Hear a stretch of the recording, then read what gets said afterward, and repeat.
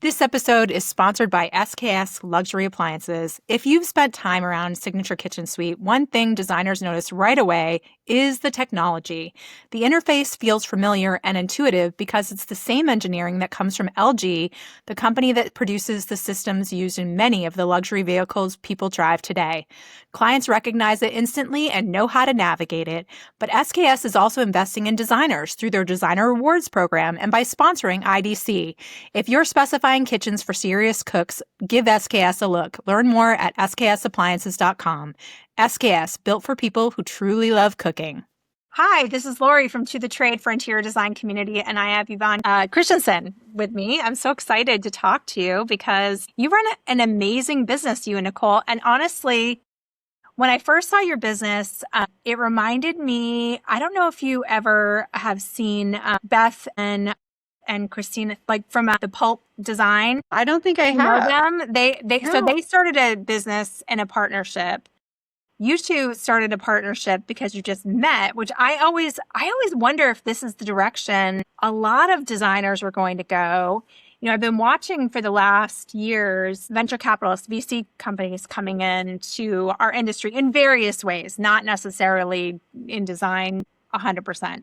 Yeah. But because there are efficiencies to be made when partnerships come together, it's striking to me when people do that on their own because you're a business that has done a partnership. So we're going to get into all of that. I just wanted to tease you a little bit as a listener to wait and hear a little bit more about that. But let's start at the beginning. Tell me a little bit about your business. So Nicole and I started as individual designers with individual businesses, and we each ran our own businesses for, I would say, 10 years before we partnered up. And it kind of just happened organically. I live in St. George, Utah, which is southern Utah, closer to Vegas, and she lives in Salt Lake City. And I had a client approach me from Salt Lake City, building a secondary residence in St. George. I suggested the builder, and this very custom home slowly turned into a parade of home. Right. You know, so we have a very, nationally recognized parade of homes. I think it's one of like the best in the nation. Yes. And I at the time was going to have a baby. So I kind of came to the conclusion that I didn't really want to do the furnishing and staging side of it during having a baby. I had approached a few designers locally and no one just wanted to partner up. No one was interested in teaming up on a parade home. And I had known Nikki just through Instagram. We were friends for a little while. We'd only met once, and I messaged her. The client had a very similar style to what I think she could do for them. And like the home was beautiful and spoke for itself, but I just needed someone with that location and design eye and someone that was willing to collaborate. And she messaged me back instantly and she's like, I'd love to do it. Wow. So that project turned out to be one of our best projects we've ever done. And I think it was because of collaboration.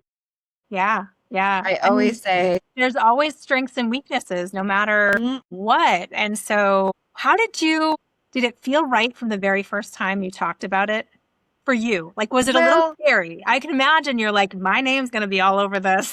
I wasn't scared because I had seen her work and the builder was amazing. And at the end of the day, I was involved in the design of the furniture. Like I drove up to Salt Lake City and met with her and met with the clients and we did the collaboration of the design together. She just implemented it. And the home ended up being delayed for a year. So it ended up being that I was able to be there anyways when we came to the staging part of it, but we hadn't merged anything in writing. So it was, and I didn't have any plans on like becoming a partner with anyone. It was just a result of, wow, this is a little bit easier and a little bit less stressful when you have someone to bounce ideas off of and someone to ask for help.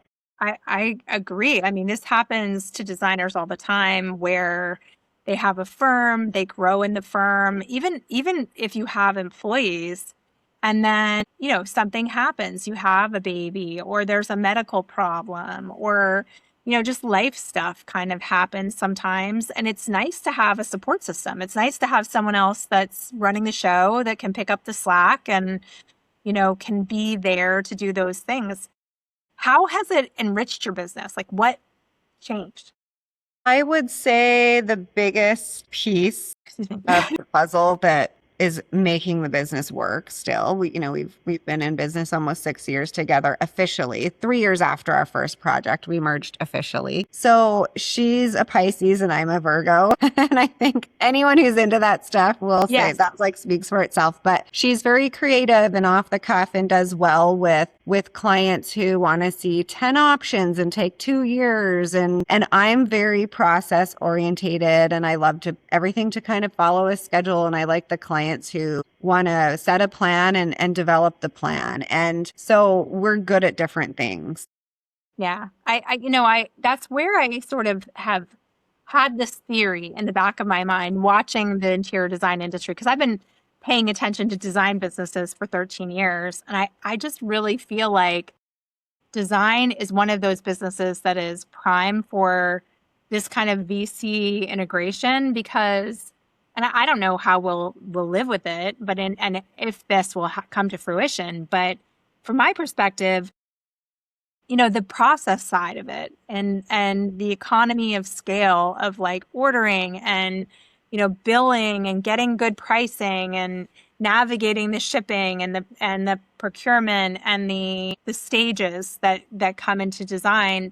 I can see why consolidation makes a lot of sense in this particular industry, and I think that there's so much value in designers being allowed to just kind of do the creative part, and having some support system in the back end is part of their business. Not that we're going to dive into that 100%, but it's curious to me when I look at people who've sort of jumped into this and partnered, because you have to be a little bit afraid, right? Like that.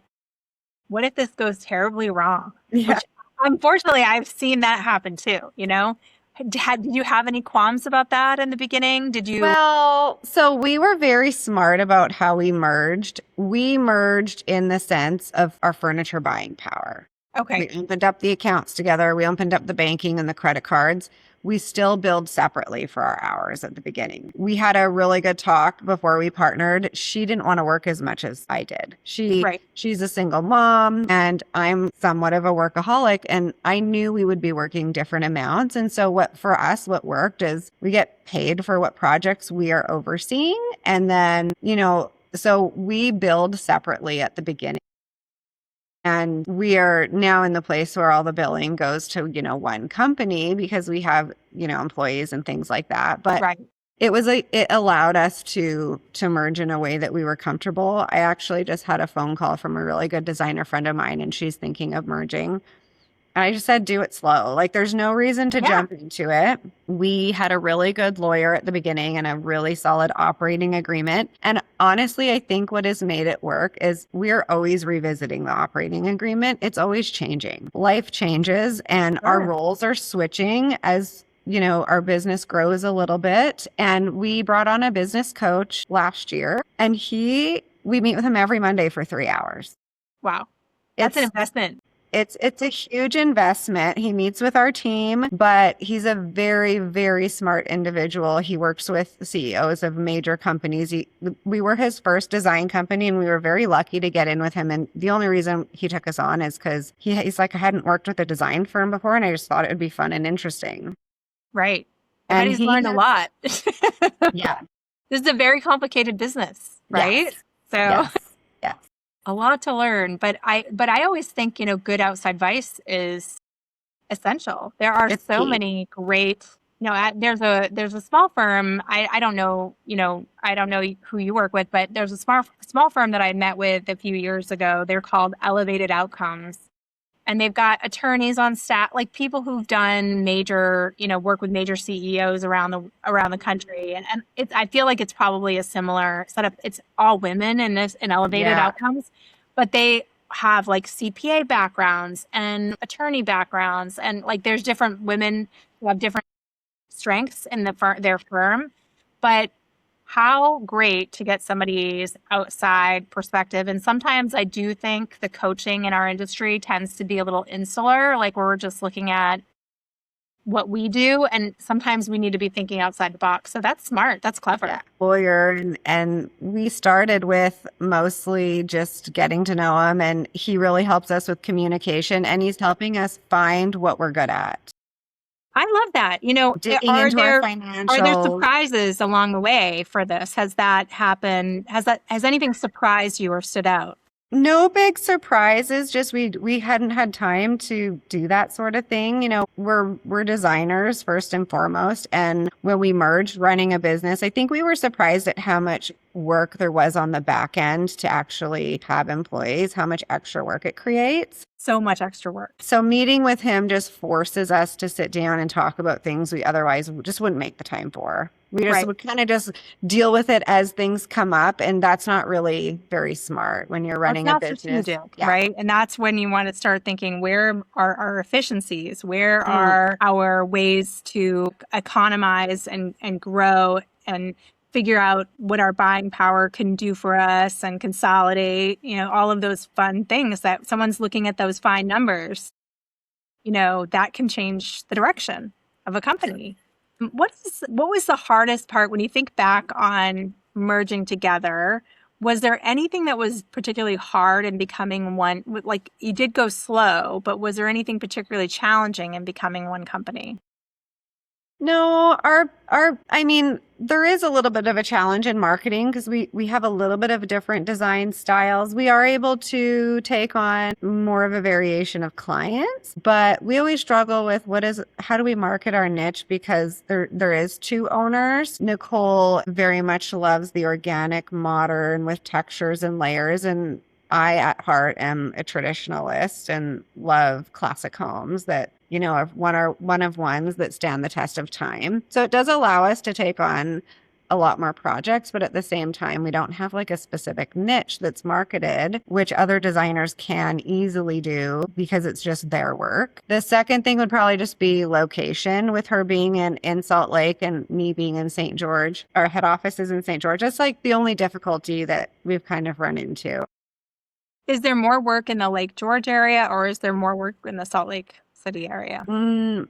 Most of our work is in Southern Utah, but a lot of our clients are from Salt Lake and they're building second homes here. So the homes are being built physically here for the most part, but over the last year, we've been concentrating a lot on our renderings and our construction documents, and we've been doing a lot of e-design, which is great. We love working in other states virtually. We can travel to other projects, but we have a lot of projects that we're doing right now where we don't even need to travel there because our construction documents are so strong. Wow, that's fantastic. I mean, we can go there at this, you know, when we're delivering furniture, Right. but we barely even need to visit during construction. With technology, we're just able to do everything locally here. I love hearing that. I mean, I really love hearing that. There's going to be an event coming up in October called DPHA. There's the Decorative Plumbing and Hardware Association, and they have a small show, and it's going to be in Salt Lake this year. I didn't know It's that. very good. It's really neat because it's all the like more boutique-y bathrooms Love things. that. So it's a little bit of, you know, some specialty plumbing, you know, like the hardware stuff or the saunas and bathtubs that are like the fancy things. Love that. We'll have to send our team. Yes, you will. I will make sure. I am planning on going. I went last year. They were in Houston last year. It's very small. It's not like a big show. It's just little tabletop, but the quality of the brands, I was like, these are next level. Like these are the very unique brands that you're not going to see at the bigger shows, which I think is really what we want to see, mostly the designers. So check that out when you can. DPHA, they're excellent. So do you have, it sounds like because your styles might be slightly different, has there ever been any creative clashing or are you very, you know, you can pick up and work on different things as you go and, oh, this is better for her wheelhouse, this is better for mine. How does that work? Yeah, I mean, even with a team, you know, everyone has a little bit of a different style. So as the projects come in, I really try to match the project with the designer based off the designer's skills and availability. And I really try to make sure the homeowner is going to be a mesh with the project manager.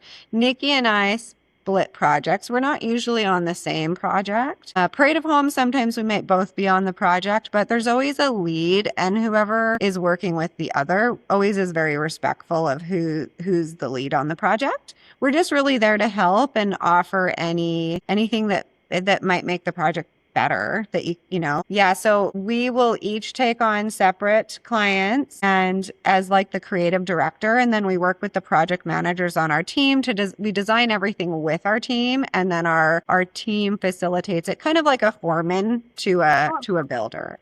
Yeah. But they're obviously designers as well, and are very talented. So I think that line of communication, one thing our coach has helped us with is an organizational chart, which we didn't have before. And that line of communication is very applicable to each project. I think that those things are so essential. I've worked for major corporate companies prior to coming into this industry, and having an organizational chart, sometimes it really does boost your communication, because you know who to speak to about the right thing. And it constantly you're running around trying to find answers. If no one's assigned that role, it's difficult to figure out what those answers are. Especially with two bosses. I bet. Yeah. Like, who do we go to? Who's the nicer one today? We had a consult in Salt Lake City yesterday that we went to together, because she has a home here and in Salt Lake, but it's going to be Nikki's projects. I just went with her to introduce her to the client who I'd originally seen. And we were leaving after, and she's like, I love that your recommendations are things that I would have said. And we know each other so well at this point. I know what Nikki likes, and I know what she's going to want to do with the job. And so I'm sort of suggesting the similar type of things, Sure. Yeah. I love that too. Now, can you tell us a little bit about working with the Parade of Homes? Like, what was that experience like? I mean, would you recommend it to other designers? Was it a difficult process? How much press did it bring? All of those wonderful things. So we've actually had 1 to 2 to 3 homes in every parade for the last 10 years. Wow. This year, we've elected to opt out. It kind of just came up naturally. One of the builders we usually work with, they both had clients that were already mid-design. Like, sometimes you think you're going to do a parade home and then you end up assigning it to a different house. And so we had an opportunity to take a gap year, and we just needed a break. It is a lot of pressure. You have so many eyes on the project, and there's a time crunch, and designers go in last. So every other trade gets all year to work on the project. And then we've been given homes the day before the parade starts to furnish.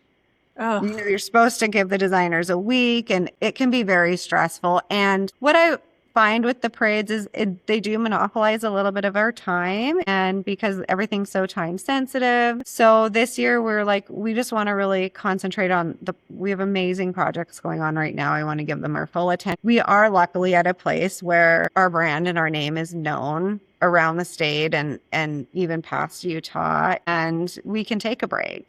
Yeah, but it did wonders for our business. Like, I still have people that will email me from a parade home. This consult that we just did in Salt Lake City, she walked one of my parade homes in 2021. Wow. And we're finally remodeling. And she's like, I loved your parade home. We were going to buy it, but we decided to remodel. So it's definitely, I would say, more lucrative in terms of getting business, not necessarily press. You always get a little bit of that sort of thing, but we're not in it for press. We're really just in it to connect with clients who have built, want to build, or may use us in the future. So and the name recognition that goes along with it. I'm sure that you're associating your name with that level of work.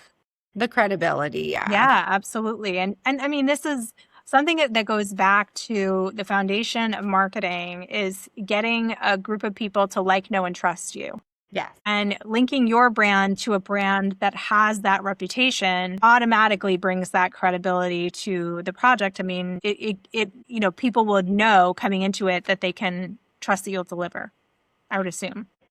Yeah. Yes. Yeah.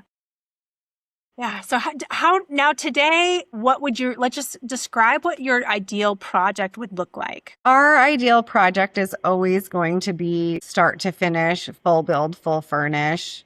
Yes. Photography at the end. Creatively, it's just really fulfilling to see it come to life. Most of our clients are not fully furnishing their homes. They're building, and then they're bringing furniture from another home, or maybe they're in a stage of life where that's not financially feasible for them to do. Seeing that furniture and like everything wrapped up in a bow at the end is just very fulfilling for a designer. So that would be most of our clients really are second homes here, or vacation homes. They're in that stage of life where they're building kind of like a little compound for their children and grandchildren to all come together, and just getting to know our clients on a personal level, and being able to create whatever their goal is for the home, really. We've done a Yeah. lot of commercial Airbnbs and things, and we love those big projects where we're working with the client for an extended period of time. Yeah. I mean, I do think that, I always say to the designers that we talk to about that, that final layer where they do the accessories and they do the art and they do all of the extra, the draperies, where you can really fully see what that home looks like. Mhm. It's such a great investment too from the client perspective, because this is a essentially part of their real estate portfolio. And I've watched homes that go through that layer of accessorizing and adding the art and adding the drapery sell for 10 to 15% more than the homes that don't. I mean, We've had you homes get in the that money place back sell for $1 million every time. over ask. Yeah. Yeah. I hope every client, I'm going to wish that for you right now. Every client Well, gets the accessory package. it's funny you say that, because the client we just did the consult with, she's like, I'm fully capable of doing this on my own, but furniture is so expensive. I don't want to make any mistakes. And that's what She's just happens. furnishing. Yeah. Right. And, the things that she kind of started to buy, she's like, I know this isn't the right size. This isn't to scale. You really don't want to mess up when you're investing in, sometimes 6 figures worth of furniture. You Right. want to make sure it looks as best as it could be. Absolutely. You And then we absolutely. have clients that will do like base layer only, and maybe they have a love for design. Like we have a client right now, we just did her base layer. We did all the investment pieces, and then she's going to do the bedding and the decor and the art, and we'll probably come in at the end to help, but she wanted to go through that process as well, and that's great. Right. Right. Hmm. How do you calculate your design fee for a new build? What does that look like for you? It depends on the scope of work. So we are very, I would want to say, organic in our scope of work, in the sense that if a client comes to us and they just want a design book and mood boards and to like hand it off to them and their builder, that's going to be a different price than someone who wants our full service, which is going to be CADs and renderings and job site visits and estimate verification and help with procurement. So I spend about an hour and a half consulting with the person first to try to get out of them what they exactly are wanting help with. And then I will also call their builder and get what their builder's expectations are.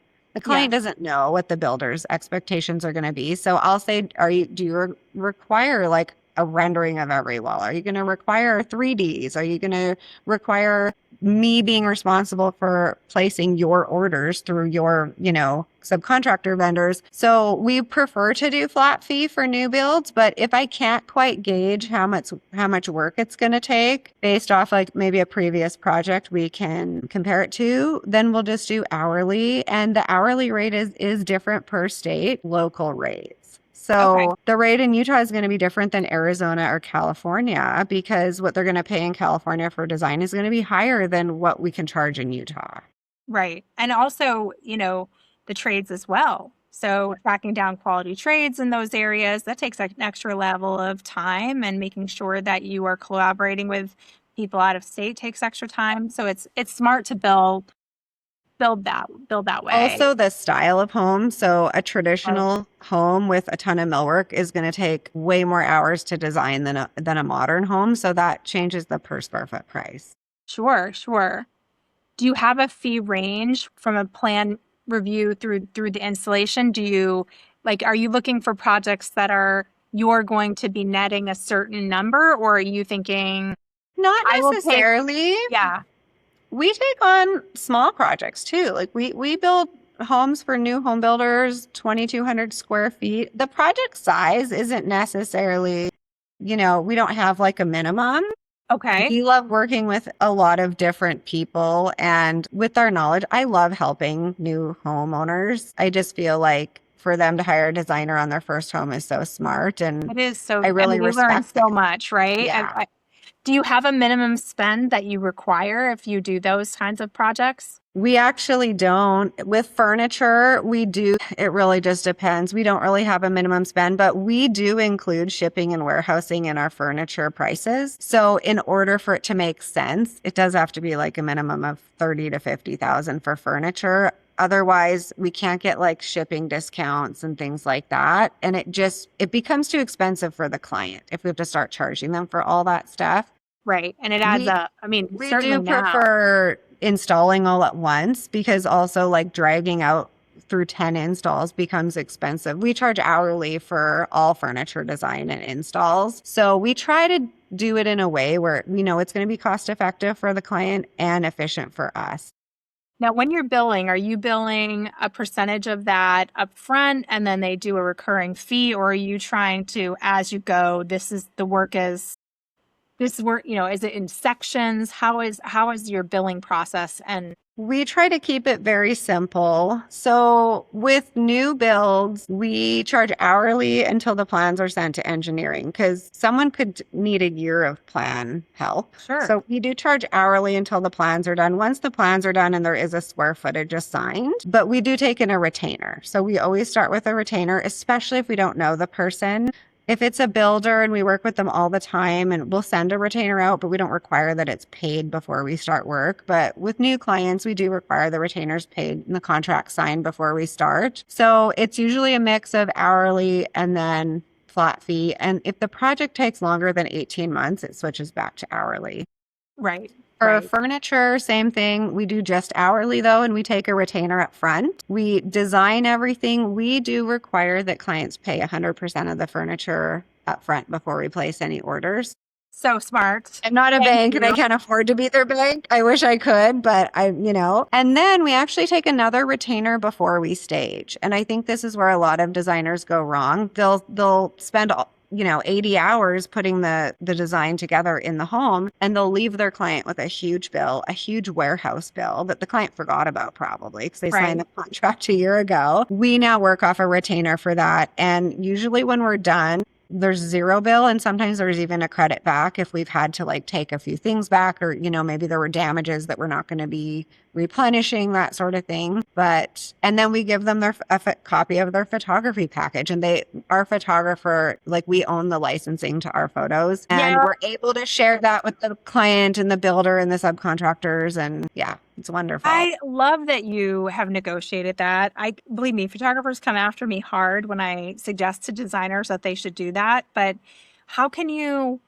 not be assured that those photos are going to end up wherever if you don't have rights of that over them? Well, and at the end of the day, there are, some photographers that we use that don't allow that, and if the client wants a copy, they do have to pay for them. But if there's a photographer available that doesn't charge that, we're going to use them first, Yeah, right? yeah, I agree. I think that that's really smart. At least limit the vulnerabilities of your client because it is their house.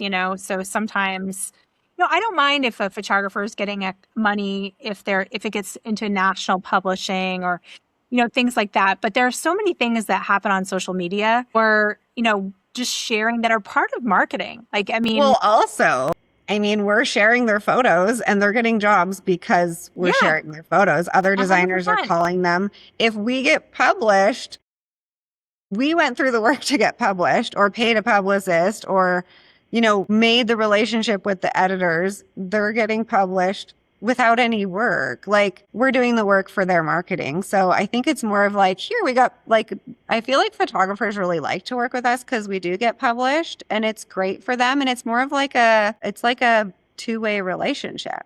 Yeah, yeah, and it should be. I mean, a good partnership that works for both of you. And speaking of those partnerships, you also do a really great job working with builders. How has that affected your business? You've been able to have great relationships with builders. It has been key in consistency and being able to hire and keep employees. I think it would be hard as a designer to do one-offs with clients because the thing that I love about working with builders consistently is, well, A, it's like that family relationship. Like there's brothers in this town that are like brothers to me. Secondly, though, I would say getting to know their process and their subcontractors and their foremen, I don't have to spend as many hours on a project. Right. If I start fresh with a new person and I have to meet their builder and find out all the subcontractors and learn how he does allowances and how he charges, I'm putting twice as much work into the project. Right. For the same flat fee, right? So the flat fee should probably change if we haven't worked with their builder before. But yeah, it's a lot less work if we have a consistent relationship. Now, has there been any issues in getting that to go both ways where they respect you and they respect the money you're making? Or sometimes like we get designers who write in to interior design community and they are being asked, and sometimes I think kind of insulting things like, oh, can you pick all the furniture finishes and do the drawings for $10,000? And I will always tell those designers, no, you can't. That's less. You'll make less money than if you worked at McDonald's, honestly, to do a 5,000 square foot house with all drawings, all selections for 10 grand. And I just think sometimes the builders don't recognize the work that goes into interior design and how actually difficult that is. Has it been challenging to find builders that really respect what you do and how much time it takes to do good design work? No, I mean, builders, and I don't want to say this in a bad way, but it is really their job to fight for the best price for their client. Sure. So they're going to negotiate every subcontractor. And we are a subcontractor, right. But we're not like a framer where we're coming in for, a month and then moving on to the next project. We're the only subcontractor that stays with the client from plan design to the last finishing touch. And I think they're doing their job by trying to negotiate pricing for their client, and that's respected. I think the only issues we've ever had with builders are just where maybe they're not communicating enough. So they're not looking at our documents we're giving them. They're not reading things. They're not taking the time to go through it and understand, because when you hire a designer, everything's all of a sudden very detailed and custom. And if a builder doesn't have the history of working with someone that's very detailed, they can miss things. And that's where like the learning curve and like working with the same builders over and over again comes into play, because they get to know where to look to find things without having to call and, having us catch mistakes or something. Well, I think that's amazing. I'm so excited for you that you kind of cracked the code on that. It's a very small town and, it's like a blue collar town. I love it though. Which service have you found that produces your strongest profit margin from a design perspective? Profit margin as a percentage, strong or dollar amount is different, right? And it is really interesting because I always thought furniture produced higher profit margins. It actually doesn't necessarily, but it does produce higher dollar amount because it's product, and that product that someone can buy could be unlimited. And, whereas a design fee, usually it can't be like too much, right? So they're actually very comparable, I would say, as profit margins, but the furniture orders are always going to produce more dollars. We've been really tracking our profit margins lately, like as soon as we merged our financials, and we have an amazing in-house accountant that, provides us with a profit report for every single project the minute it's done, and our hard surfaces versus our furniture. And what we're finding is different builders give us different profit margins because some ask for more help. Right. So some builders, our profit margins are higher because they understand what we're writing down and they don't ask a lot of questions. They don't need us for a lot of job site walks. Like their foremen are so good. Right. So a lot of it has to do with the builder, and then a lot of it has to do with the client. If a client is very time demanding, or it can kill a profit from an entire project. So we have started putting in like max number of hours into our contracts and things like that, because you just don't know how a client is going to react to the design or build process until you get halfway, and then it is what it 100%. Is. I mean, they could be very slow to decision making. They could be, and that just could be they're a more careful person. They're a more detail oriented person. They require a lot more communication. So I think that's really smart to put a finite number on that, because I've seen too many times a designer getting at the end of a project and then they've really, then if they build it incorrectly or what they thought it would cost to produce the work, but this particular client is a little bit more difficult or a little harder to get things done, then they're working for free at the end of the project. Yeah. And there have been projects where we've been in the red because we have to pay our designers, to do the work. And all we can do is like really go back, learn from it, talk to our designers. This is our internal max amount of hours. Once we get to 75%, we need to have a meeting. We need to discuss what's left. We need to communicate to the client, these are the things left that we're going to be helping you with. Right. And I think a lot of, me and Nikki both try to really mentor our designers, and we're a team and we're all here to learn. Like none of us know how to do everything. And it is important to coach people on how to talk to the clients. And it's okay to say like, we only have like 1 day of work or 2 days of work left and we're done, because otherwise you become really good friends with your clients as you're working together. And some of them don't respect like the 9 to 5. And it's hard. You have to say like, I'll get back to you tomorrow when I'm in the office. I don't want to answer you at night just because I don't want to give you the wrong answer without thoroughly checking. Like just stuff like that, I feel is really important. Yeah. Yeah. Reiterating the boundaries so that you can run an effective business and you can ultimately service them. You want to surprise and delight your client, and you can't do that if you're not making money. I mean, then you get resentful of the client, and it's no fun for anyone. Well, and I don't think the clients don't want us to not make any money either. No, of course not. They don't want that either. Yeah. And I think they don't keep track necessarily of where the project is going and how many hours have been spent. Yeah. And sometimes it's like, when you're paying someone hourly or when you're paying even flat fee and it calculates hourly, that everything, you could just be sitting and talking for an hour about anything like outside or kids or sports. And you're like realizing I'm paying this person by the hour. And that's why we like to do retainers, because they know once they've used that, and we do big retainers. And once they've used that retainer, they know, okay, I've spent this much. I gotta, if they do care how much they're spending on this, they'll pay attention. Yeah. Now, speaking of your team, how many people are on your team today? So our head office is in St. George. We have a mix of 1099 and employees. All of our designers are employees, but our accountant is 1099. We're going to be hiring a marketing person soon that's 1099. All of our designers and internals are employees. We have a full-time procurement girl, but I actually share her with another designer, so she's not actually full-time. I had a designer friend suggest her to me because she knew I was looking. She's like, I'm happy to share, which was amazing. How wonderful. It's so important to make sure you have really good relationships with your competitors, essentially. 100%. Yes. Yeah. Agree. They're in the community.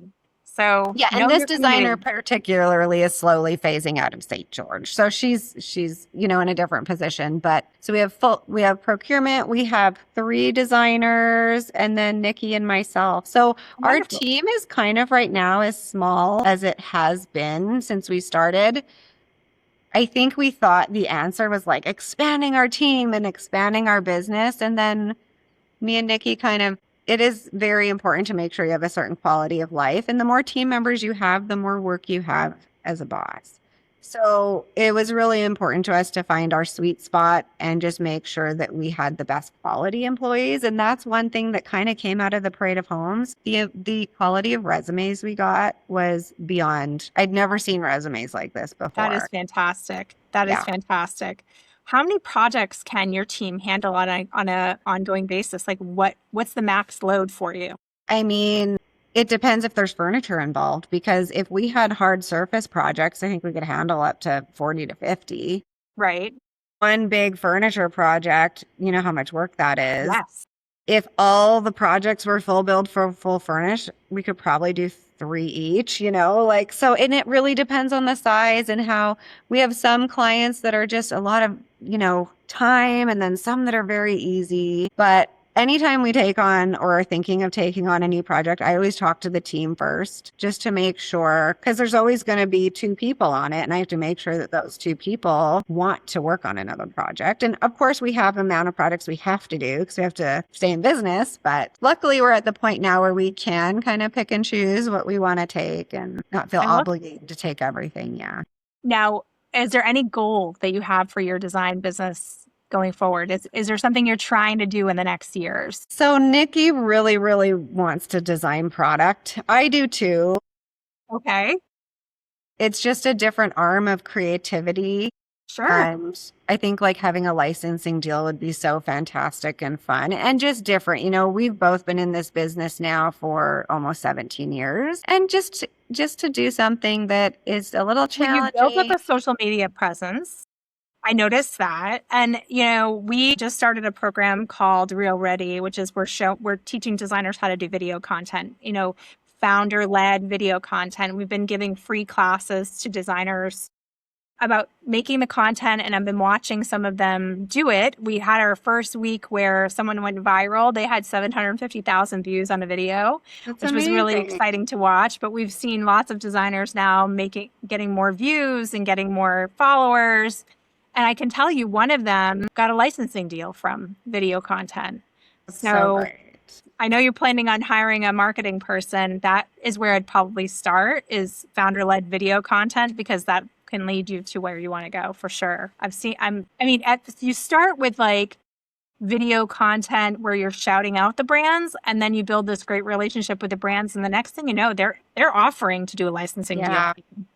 I recently joined the Moen Design Council. It kind of just happened organically. A friend of mine works for Ferguson, and he had invited me to a Moen event in Vegas. And sure. A guy that was speaking, I was giving some feedback, and he's like, there's a council, you should apply. And it just worked out. And so I have relationships with the, and Fortune Brands owns Moen. It's a huge company. I've kind of become friends with some of the vice presidents and the product designers. And it's just fun to be a part of something different. I really believe, and I'm telling you, I know a lot of people who've done lots of licensing deals. I believe part of it is just putting yourself out there and talking about it and making the right connections. It really is. It sounds like this is a relationship business. It's not as easy as that, but it really starts there. It has to be a foundation of a relationship. And then of course your talent and the product ideation and delivering at the end of the day, something unique and cool that that is marketable. But I love designer-led product lines, and I really believe that we as a community need to be buying more of them so that we can get more out of it. Because I think that brands would support designer-led licensing deals more if we were a little bit more strategic as a community to buy those products, preferentially, like just preferring to buy a designer-led product.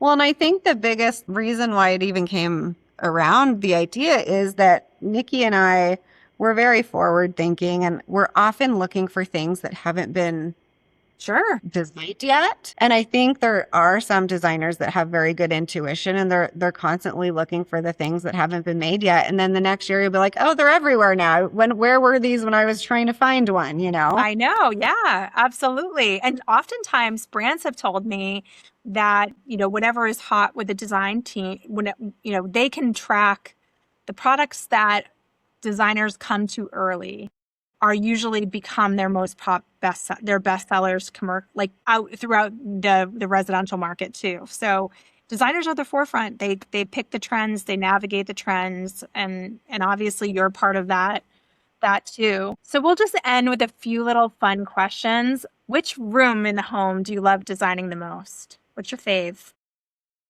Gosh. I know. I really love doing libraries or additional sitting rooms. Are you a big fan of the ladders, the rolling ladders? No, not necessarily. It's just more about, I myself enjoy a little bit more of like segregated spaces, and where each space has a soul and there's something different. I don't know. I just feel like there's so many of these open concept, huge, massive homes. And anytime you can design a space that has its own purpose and its own personality, it's just really special. I love that. And finish the sentence. A house should always feel what? Personal. Personal. Yeah. I love that. I just saw somebody say that they want the end of beige. And I was like, for some people, beige is comfortable to them. Beige is comfy and they feel like they're relaxed. And I understand why people have gone more neutral. I think the world has become chaotic and they're like, give me some peace in the house. But I do really love it when someone is brave. I really love when someone will do something exceptional and do something a little bit outside of the box. It's just exciting to see. I love it. So is there a particular project that you can say that you really, really loved working on that maybe we can tag? Yes, actually, one of my favorite projects. I was just telling someone about it last week. We worked with a couple that was building a home in Kanab, Utah. It was more of like a ranch home. It was on like hundreds of acres in the mountains. They had live horses that were like back in the mountains. And the homeowners themselves were just two of the nicest people I'd ever met. Our first consult on the job site, she handed me a handful of rocks and she was like, and then like she had found this like pot on the property that was old. It was like from the 1800s or something. And she's like, these are the colors that I like for the home. And, basically developing her just showing me those natural materials. Like I instantly knew exactly what she wanted out of this home. Yeah. And, just one of the most special clients and properties and that we've ever worked on by far. But yeah, I can send you Yeah, I information would on it. love to. And I'll make sure it's linked into this post when we make a post about it because I would just love people to see you, your work, and follow you because you guys are doing some remarkable things. You. Thank you. Thank you. Well, So this was thank you so much for wonderful. having us. Your presence in Instagram and the information that you give, I just think is so valuable. It's so important for people to talk about those things. And when I was starting out, I would have loved information like that. And still now, I comment all the time and it's just so important to share information. There's no reason for anyone to have to learn all of this from It's scratch. unbelievable how much the industry has changed just in the 13 years. I stumbled into this industry not knowing that there was a lot of gatekeeping. And I think my ignorance led me to just be like, oh, let's just have a community where we just share information. And I thought that's what everybody should do. And luckily, everyone wants that too, or wants to share information. But it's lovely to see everyone diving in. And, I always tell the designers who are really successful like you have no idea how many designers that are watching your answers. And it really does give them this sense of peace to know that they're not alone in having been through a problem like that. They're not idiots. Those younger designers who are just coming up and who are making mistakes and losing money and in the red on projects, they need to know they're not alone in this. Like it makes them want to give up. And so when there is a successful design firm commenting and sharing their experience and their really truthful, vulnerable parts of that, like we were great at that in the beginning, it gives them so much more confidence to know that they can do it too. That's so wonderful to watch. I love Yeah. that. Well, thank you so much. This has been fantastic. Thank you. Okay. This episode is brought to you by Curry and Company. Designers, you know the moment. You walk into the room and the lighting stops you in your tracks. Chances are it might be Curry. Curry and Company has built its reputation on pieces that feel sculptural, collected, and timeless, from hand-finished chandeliers to statement lamps, furniture, and accessories. Their collection is top-notch. If you haven't explored their newest introductions, take a look. Visit curryandcompany.com